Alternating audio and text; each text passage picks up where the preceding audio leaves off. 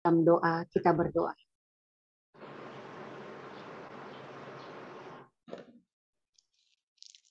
Pada siang hari ini kami datang kepada Tuhan yang mencintai kami. Kami datang kepada Tuhan yang peduli, yang mengerti atas hidup kami. Kami datang kepada Tuhan yang memiliki kehidupan ini. Kami datang kepada Tuhan yang mengendalikan kehidupan kami. Bahwa segala sesuatu di dalam Tuhan tidak ada yang kebetulan. Tuhan mengatur segala sesuatu indah pada waktunya. Tuhan menolong dan menopang kami dengan kuasa-Mu. Karena firman Tuhan yang meneguhkan, menguatkan kami. Tanpa firman-Mu kami kehilangan arah dan pengharapan. Berbicara bagi kami Roh Kudus, sampaikan isi hati-Mu bagi kami. Agar kiranya firman Tuhan meneguhkan, menguatkan kami. Menjalani kehidupan ini. Terpujilah nama-Mu Bapa. Kami sudah siap untuk mendengarkan firman-Mu. Demi dalam nama Tuhan Yesus Kristus. Haleluya. Amin. Shalom. Shalom.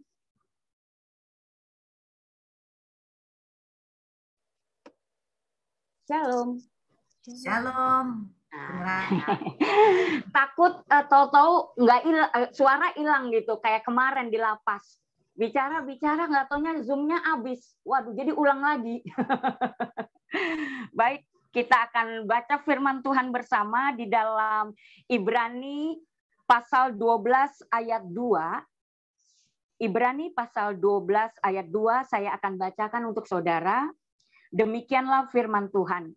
Marilah kita melakukannya dengan mata yang tertuju kepada Yesus, yang memimpin kita dalam iman, dan yang membawa iman kita itu kepada kesempurnaan, yang dengan mengabaikan kehinaan, tekun memikul salib, ganti sukacita yang disediakan bagi Dia yang sekarang duduk di sebelah kanan tahta Allah.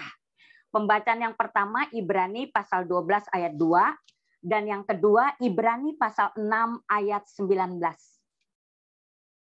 Ibrani pasal 6 ayat 19, demikianlah firman Tuhan. Pengharapan itu adalah sau yang kuat dan aman bagi jiwa kita yang telah dilabuhkan sampai ke belakang tabir. Sampai demikian jauh firman Tuhan, berbahagialah mereka yang membaca firman Tuhan, serta melakukan firman Tuhan. Saudaraku yang dikasih Tuhan, kalau saudara suka dengan judul renungan saya pada siang hari ini, yaitu Kompas dan Jangkar Kehidupan. Saudara, kalau sebuah kapal, saudaraku, kapal setidaknya memerlukan dua benda ini, yaitu kompas dan jangkar. Kapal bisa berjalan di tengah lautan samudra yang gelap sekalipun, tidak kehilangan arah sampai pada tujuan karena dituntun, dipimpin oleh kompas. Nah, saudara, kompas itu begitu kecil, tetapi pengaruhnya begitu luar biasa. Karena dengan kompas ini, kapal bisa sampai pada tujuan yang mereka arah. Saudara, pernah saya satu ketika pelayanan di daerah pedalaman Kalimantan, saudara. Pada saat itu perjalanan saya pakai perahu ting-ting, orang sana bilang. Nah, saudara, perjalanan itu kurang lebih 10 jam, 10 sampai 11 jam lewati sungai. Nah, saya terheran-heran karena dalam perjalanan itu yang bawa perahu itu tidak nyasar. Lalu saya tanya gitu, Pak, kok Bapak bisa tahu jalannya gitu? Nggak pakai kompas saat itu ya. Bapak pernah nyasar nggak? Lalu si Bapak itu bilang pernah nyasar gitu. Tapi sepanjang dia membawa ketinting itu atau perahu itu baru sekali dalam hidupnya nyasar, saudaraku. Dia hanya mengikuti hilir sungai. Saudara, bagi saya itu luar biasa ya. Saudara, bercerita tentang kompas ini, saudaraku. Dalam satu kapal, saudara, kapal itu akan nyasar, kapal itu akan tersesat kalau nggak ada kompas. Dan yang kedua, kapal memerlukan jangkar. Kenapa kapal perlu jangkar? Saudara, ada dua hal kegunaan jangkar. Yang pertama, ketika satu kapal akan berlabuh di satu pelabuhan atau di satu tempat tertentu, kapal itu akan menurunkan jangkarnya. Nah, biasanya jangkar dalam satu kapal itu ada 4 ya. 2 di depan, 2 di belakang, kiri dan kanan. Nah, saudara, kegunaan jangkar ini untuk kapal-kapal yang berlabuh supaya kapal itu tidak tenggelam ya. Nah, kegunaan yang kedua, jangkar itu digunakan ketika kapal ini berada di tengah laut, saudaraku. Pada saat misalnya tiba-tiba datang ombak, ya, nah maka kapal ini akan berlabuh di tengah-tengah lautan, lalu biasanya pelaut melemparkan jangkar itu ke dasar laut, saudaraku, supaya ketika gelombang datang yang menerpa kapal itu tidak tenggelam karena ada jangkar itu. Saudara, jangkar itu begitu kecil, tetapi pengaruhnya begitu luar biasa, dia bisa menahan kapal yang besar itu untuk terhindar dari tenggelam, saudara. Nah, saudara, pada siang hari ini, saya menganalogikan bahwa saudara dan saya ini seperti kapal yang memerlukan kompas, yang memerlukan jangkar dalam kehidupan kita. Saudara, kalau kita dalam hidup kita tidak punya kompas, maka hidup kita akan kehilangan arah. Hidup kita, saudaraku, akan tersesat. Saudaraku, kita perlu yang namanya kompas iman yang benar. Saudara, Ibrani pasal 12 ayat 2 yang kita baca tadi, saudaraku, itu berbicara tentang bagaimana kita memiliki iman. Kompas iman yang benar. Saudara, kenapa kita perlu kompas iman yang benar? Karena tanpa kita sadari, sebagai anak-anak Tuhan, kita kadangkala memiliki kompas iman yang salah. Bu, bagaimana sih kompas iman yang salah? Nah, saudara, nanti saudara bisa baca di rumah Markus pasal 2. Markus pasal 2 ketika Tuhan Yesus ya pergi ke acara pesta. Nah, di pesta itu ada pemungut cukai, orang-orang berdosa. Di tengah-tengah pesta itu ada yang hadir yaitu ahli-ahli Taurat dan orang Farisi. Saudara, saya mau cerita sedikit tentang ahli Taurat. Saudara, ahli Taurat pada saat hadir di tengah pesta itu, saudara, ahli-ahli Taurat ini, mereka menjadi musuh Tuhan Yesus, menjadi seteru Tuhan Yesus. Mereka menghakimi Tuhan Yesus, mereka menilai Tuhan Yesus dengan berkata, dia kenapa bisa bergaul dengan pemungut cukai? Mengapa bisa bergaul dengan orang-orang berdosa? Saudara, yang ingin saya katakan adalah seseorang ketika dia memiliki kompas iman yang salah, cenderung suka untuk menghakimi. Seseorang yang memiliki kompas iman yang salah, cenderung untuk mencari kesalahan, cenderung untuk merasa benar. Hal ini yang dimiliki oleh ahli-ahli Taurat dan orang-orang Farisi. Coba kita kembali, saudaraku, di dalam kehidupan keagamaan mereka. Kurang apa mereka? Mereka tahu hukum Taurat. Mereka mengikuti Taurat Tuhan dalam perjanjian lama, saudaraku. Tetapi di dalam kehidupan mereka, mereka kadangkala mengisi hukum Taurat itu, saudaraku, dengan pengertian mereka sendiri, saudara. Suka-sukanya mereka. Jadi kadangkala firman Tuhan pada saat itu, hukum Taurat, mereka isi dengan hukum-hukum mereka, yaitu hukum yang salah. Misalnya saja mereka bisa menghakimi Tuhan Yesus, menganggap bahwa Tuhan Yesus kenapa harus bergaul dengan orang-orang berdosa, pemungut cukai, dan lain sebagainya. Saudara, yang ingin saya katakan adalah kadangkala kita seperti ahli-ahli Taurat, kadangkala kita seperti orang-orang Farisi, kita memiliki kompas iman yang salah. Kita hidup dalam persekutuan betul, kita rajin ikut kebaktian betul, Kita rajin ikut baca Alkitab betul, saudaraku. Tetapi kita memiliki kompas iman yang salah karena kita tidak mengalami Tuhan Yesus dalam hidup kita. Saudaraku, orang yang tidak mengalami Tuhan Yesus dalam hidupnya, mereka akan memiliki kompas iman yang salah. Cenderung suka menghakimi, cenderung merasa benar, cenderung suka, saudaraku, menilai kelemahan-kelemahan orang lain. Coba, saudaraku, kita merenung sejenak. Adakah kita jumpai di dalam kehidupan keagamaan kita, kehidupan persekutuan doa kita, kehidupan pelayanan kita, kita berjumpa dengan orang-orang yang demikian? Pasti kita akan jumpai. Atau mungkin diri kita sendiri, saudaraku, punya kecenderungan seperti ini. Saudaraku, pada siang hari ini, saya mau katakan, yuk kita miliki kompas iman yang benar di dalam Tuhan. Mengalami Tuhan, saudaraku.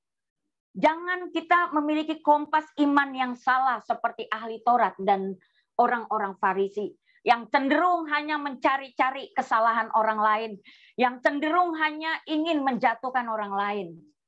Saudaraku, pastikan bahwa di dalam perjalanan kehidupan kita seperti kapal itu, saudaraku, jadikanlah hidup kita ini untuk memiliki kompas iman yang benar di mata Tuhan. Di mana ketika kita berada di tengah-tengah lingkungan kehidupan kita, saudaraku, selalu jadi berkat. Amin. Selalu jadi berkat. Karena kita memiliki kompas iman yang benar. Saudara, orang yang memiliki kompas iman yang salah cenderung suka melukai. Tanpa ia sadari, cenderung suka melukai orang lain. Tetapi orang-orang yang memiliki kompas iman yang benar, ketika dia menjumpai orang yang jatuh di dalam dosa, dia punya kerinduan untuk mengangkat orang itu dari lumpur dosa. Karena dia memiliki kompas iman yang benar. Kalau dulu saya orang berdosa, sudah diampuni oleh Tuhan. Sekarang orang itu berdosa, orang itu perlu ditolong. Maka saya harus menolong orang itu. Kompas iman yang benar. Yang kedua, saudaraku. Mengapa, saudaraku, anak-anak Tuhan seringkali memiliki kompas iman yang rusak? Contohnya bagaimana kompas iman yang rusak? Saudaraku, kompas iman yang rusak artinya kompas itu udah nggak bisa digunakan lagi. Kompas iman yang rusak, kita tahu bahwa Tuhan menciptakan saudara dan saya punya tujuan. Ya, kita di dunia ini hidup kita nggak ada yang kebetulan. Tuhan punya tujuan, Tuhan punya rancangan dalam hidup saudara dan saya. Nah, tujuan Tuhan dalam kehidupan saudara dan saya, yaitu kita memiliki kehidupan yang kekal. Untuk mendapatkan kehidupan yang kekal itu, kita harus mengerjakan keselamatan yang Tuhan kasih dalam hidup kita. Nah, saudara, orang yang memiliki kompas iman yang rusak, dia tidak mengerjakan keselamatan yang sudah dia punya. Orang yang memiliki kompas iman yang rusak, cenderung, saudaraku, kehidupannya hanya untuk kesementaraan di dunia ini. Dia tidak berpikir untuk nanti kalau suatu saat saya mati. Dia tidak berpikir untuk kehidupan yang kekal, saudaraku. Hanya yang dipikirkan hidupnya sekarang, yang sementara. Misalnya, oh saya bekerja untuk makan. Saya makan untuk hidup. Saya hidup untuk bekerja untuk makan. Begitu terus. Nah, saudara, sementara tujuan Tuhan tidak seperti itu. Kita boleh hidup, kita boleh bekerja, kita boleh makan. Tapi ada sesuatu di dunia ini yang harus kita kerjakan untuk tabungan kita di kehidupan kekal. Bahwa segala sesuatu yang kita lakukan di dunia ini hanya sementara. Yang Tuhan inginkan adalah kita kerja di dunia ini, kita mengerjakan sesuatu, yaitu kekekalan. Bahwa kita menginvestasikan sesuatu, saudaraku, dari dunia ini untuk kekekalan. Kita bekerja, kita melakukan aktivitas, kita tahu yang kita kerjakan untuk kerajaan surga, yaitu kekekalan. Saudaraku, milikilah iman yang kompas iman yang tidak rusak. Karena kalau kita jadi anak-anak Tuhan memiliki kompas iman yang rusak, kita seperti lintah. Saudara tahu lintah? Lintah itu dia serakah, saudara. Lintah itu maunya ini untukku, Alkitab katakan ini untukku, ya ini untukku juga.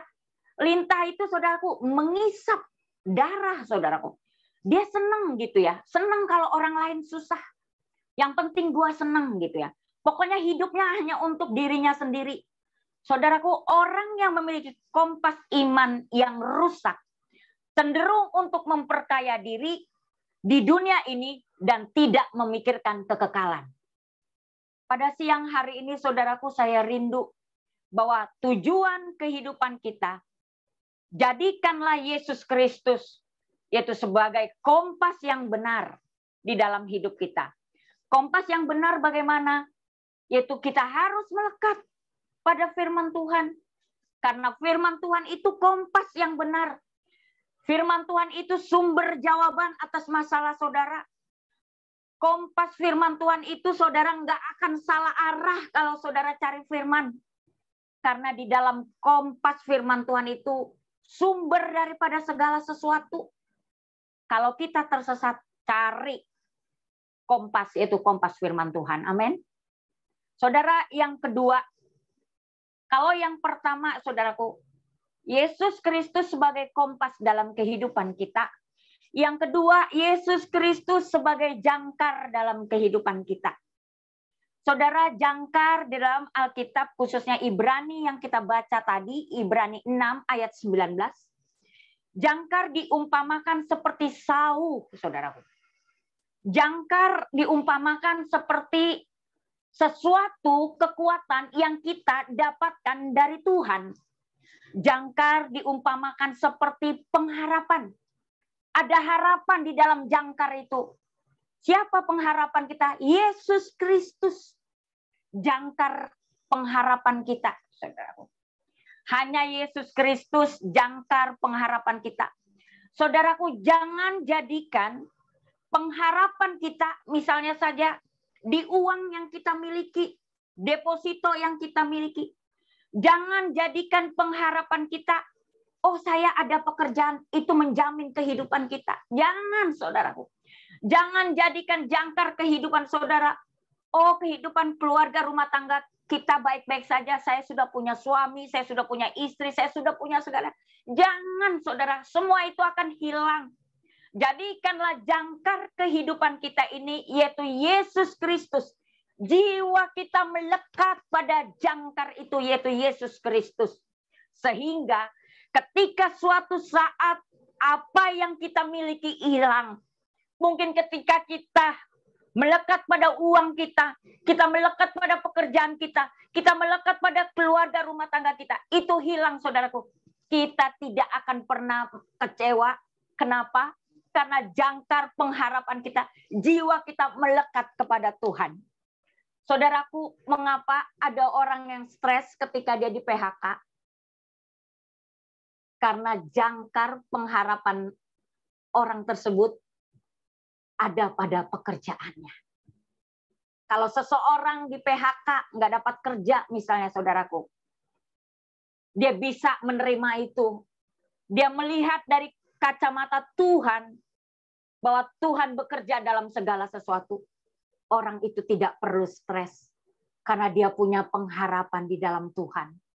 Saudaraku, mengapa banyak orang yang stres akhir-akhir ini ketika mereka di PHK? Saudara, beberapa minggu yang lalu saya ada pasien. Pasien ini, saudara, karena dia di PHK, jadi dia stres. Saudaraku, pasien ini orang tuanya bawa kepada saya, saudaraku. Tiap hari, saudaraku, padahal dia udah nggak kerja. Tapi tiap hari bangun tidur, saudaraku, dia pakai baju kerjanya, pakai blazernya, pakai hak tinggi, saudaraku. Seperti orang mau pergi kantor. Stres, saudara. Kenapa? Karena jangkar pengharapannya ada pada pekerjaan. Kalau orang ini jangkar pengharapannya pada Tuhan, pada saat dia diterpa gelombang, dia diterpa karena kehilangan pekerjaan, dia tidak akan stres. Karena dia tahu kepada siapa dia berharap.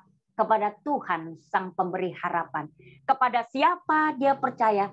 Kepada Tuhan yang memberi kepercayaan. Jadi tidak perlu takut ketika misalnya kehilangan pekerjaan dan lain sebagainya. Saudara, beberapa hari yang lalu juga saya terima WhatsApp, saudaraku. Seorang gadis cantik, saudara. Anak ini kalau nggak salah tinggalnya di Surabaya. Orang tuanya pengusaha toko emas di Balikpapan.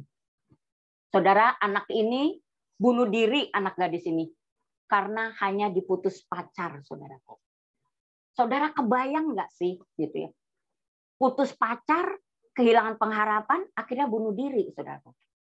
Padahal kan kalau anak ini tahu, saudaraku, pepatah yang mengatakan satu hilang tumbuh 1000, gitu kan? Nggak perlu takut diputus pacar. Tapi saudaraku, saya boleh pastikan bahwa anak ini pengharapannya hanya pada kekasihnya, saudaraku. Akhirnya ketika ada masalah, saudaraku, ya udah ambil jalan pintas bunuh diri. Saudaraku yang dikasih Tuhan pada siang hari ini, saya rindu saudara dan saya memiliki jangkar pengharapan di dalam Tuhan. Jadikanlah Tuhan itu sebagai sau yang kuat dalam hidup saudaraku. Jangan biarkan jangkar itu terlepas dari hidup saudara. Tapi jadikanlah jangkar itu melekat dalam jiwa saudara. Maka jangkar pengharapan itu akan memberikan kekuatan kepada saudara. Saudara, satu ketika ada seorang pemabok, saudara ya. Seorang pemabok ini, saudaraku, dia pergi ke gereja. Nah, sampai di gereja, dia dengar khotbah pendeta. Pendeta itu katakan, pengharapan itu ada pada jangkar. Pengharapan itu ada pada jangkar sau yang kuat. Saudaraku, yang diingat pemabok ini hanya jangkar, jangkar, jangkar. Kenapa, saudara? Karena pemabok ini, dia selalu minum bir yang ada gambar jangkarnya, saudara. Kan ada tuh bir yang gambar bintang, ada bir yang gambar jangkar. Jadi si pemabok ini bilang, oh, dengan dia minum bir, maka kalau dia mabok ada pengharapan. Saudaraku, bukan demikian. Jangkar pengharapan kita ada di dalam Tuhan. Jiwa kita seperti sau yang kuat melekat pada jangkar itu. Saudaraku yang dikasih Tuhan, ketika ada ombak, gelombang, kita seperti kapal diterpa, saudaraku. Kita tidak akan pernah tenggelam karena ada jangkar itu, yaitu Yesus Kristus. Kita akan tidak tenggelam di tengah masalah. Kita tidak akan, saudaraku, goyah menghadapi segala sesuatu masalah yang berat sekalipun. Karena ada jangkar yang kecil itu, saudara, tapi kekuatannya luar biasa. Karena jangkar itu adalah Yesus Kristus sendiri. Saudaraku yang dikasih Tuhan pada siang hari ini, yuk kita jadikan Yesus Kristus sebagai kompas iman yang benar. Yuk jadikan Yesus Kristus jangkar kehidupan kita. Sehingga ketika gelombang besar datang, saudaraku, kita tidak perlu takut karena ada jangkar kehidupan, ada kompas kehidupan. Ketika ada gelombang besar datang, kita tidak perlu cemas karena kita percaya bahwa ada Tuhan di balik setiap masalah kita. Jangkar dan kompas itulah yang menuntun, memimpin, menolong saudara, membela saudara dari setiap masalah kehidupan. Amin. Saudara, untuk menutup renungan ini, saya mau sharing sedikit ya saudara. Sebelum saya pelayanan 1 bulan yang lalu, saudaraku, sebelum saya pergi ke Cilacap, Nusa Kambangan, saudara, saya dengar berita gitu ya. Kalau saya itu, jadi nama saya itu saudara dijual gitu ya. Jadi nama saya dijual hanya untuk ngutang gitu ya. Tapi saudara, yang saya nggak habis pikir, saudaraku. Orang yang menjual nama saya itu untuk ngutang. Orang kaya, saudara. Orang kaya. Dan dia memakai foto-foto saya gitu ya. Jadi saya kan setiap hari ada kirim renungan gitu ya. Kirim renungan dengan foto-foto gitu. Lalu foto saya itu diambil dan dipakai untuk ngutang. Lucunya yang saya lihat, saudaraku, salah satu foto itu adalah ketika saya melayani di penjara, saudara. Nah, foto itu, saudaraku, dipakai untuk ngutang, ditulis demikian. Bu Sandra lagi ada di Kupang. Di Kupang ada gempa bumi. Itu semua orang perlu pertolongan. Bu Sandra perlu uang 20 juta. Boleh pinjemin uang gitu, karena saya hanya punya duit 10 juta. Saya perlu 10 juta. Saudara, waktu habis saya tahu hal itu, saudara, jantung saya tuh tiba-tiba debar dan saya sesak napas. Kenapa, saudara? Karena prinsip kehidupan saya sebagai hamba Tuhan yang bekerja melayani Tuhan, saya hidup untuk Tuhan, saya hidup oleh kasih karunia Tuhan. Jadi nggak ada dalam hidup saya untuk punya mental mengemis dalam melayani Tuhan.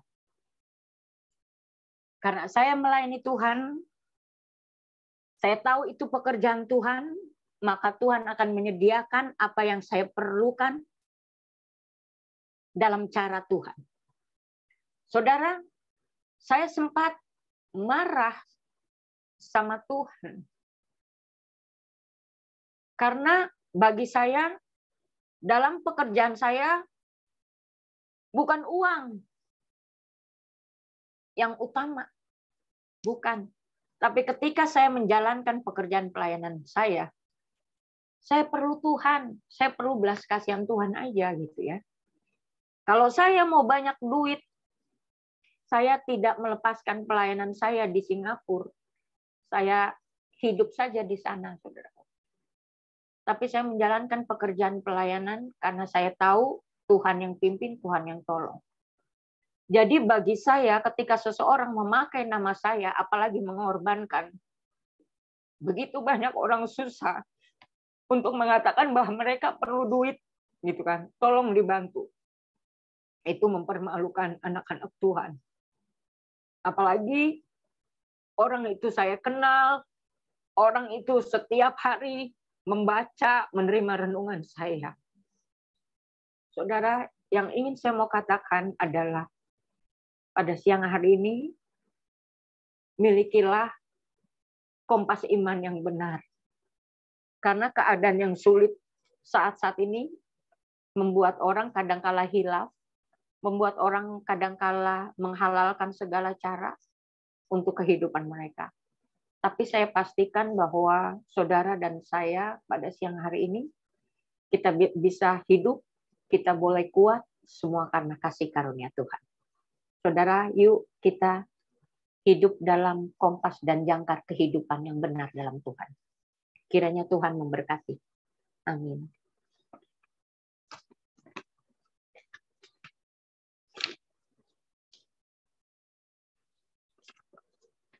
Mari kita berdoa.